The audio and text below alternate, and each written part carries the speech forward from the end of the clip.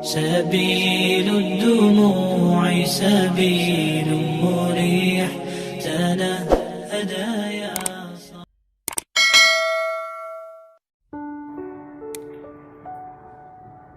Di usia yang masih muda, jiwanya sudah cemerlang dengan cahaya iman. Hatinya dipenuhi pengertian dan pemahaman tentang Islam.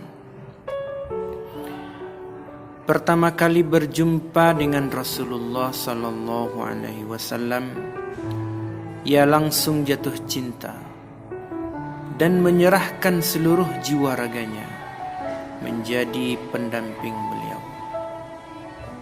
Kemanapun beliau pergi, Rabi'ah bin Ka'ab selalu berada di sampingnya.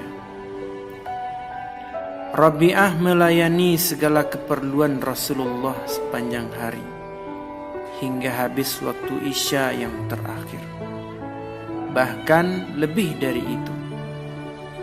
Ketika Rasulullah hendak berangkat tidur, tak jarang Rabi'ah mendekam berjaga di depan pintu rumah beliau.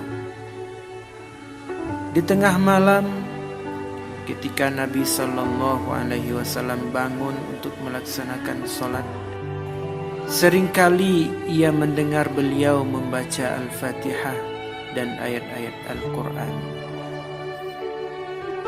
Sudah menjadi kebiasaan Rasulullah sallallahu alaihi wasallam. Jika seseorang berbuat baik kepadanya, maka beliau pasti membalasnya dengan lebih baik lagi. Begitulah beliau membalas kebaikan Rabi'ah dengan kebaikan pula.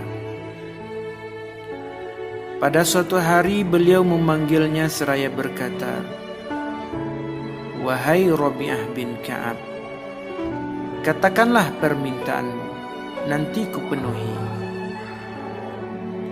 Setelah diam sejenak, Rabi'ah menjawab, "Ya Rasulullah, berilah saya sedikit waktu untuk memikirkan apa sebaiknya yang akan ku minta.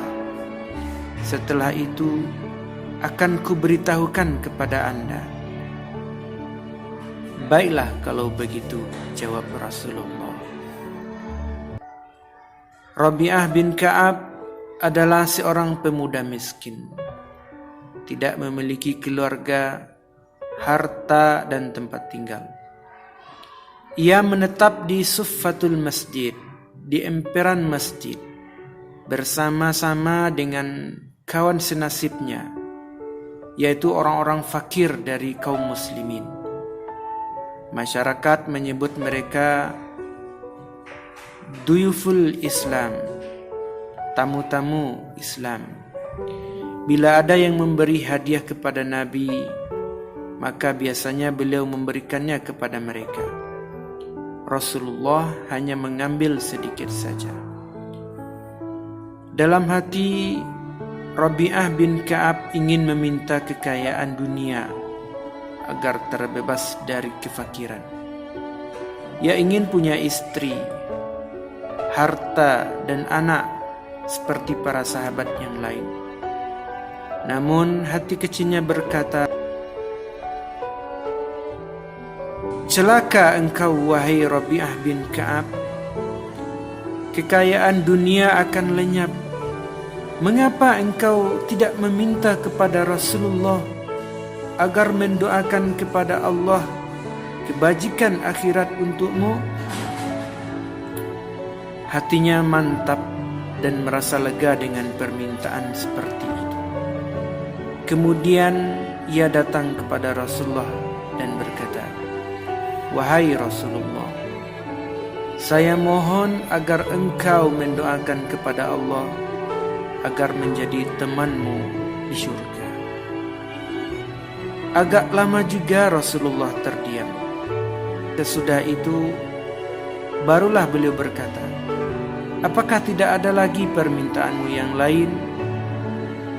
"Tidak ya Rasulullah, tidak ada lagi permintaan yang melebihi permintaanku," jawab Rabi'ah bin Ka'ab lantang. Kalau begitu, bantulah aku dengan dirimu sendiri. Perbanyaklah sujud, kata Rasulullah.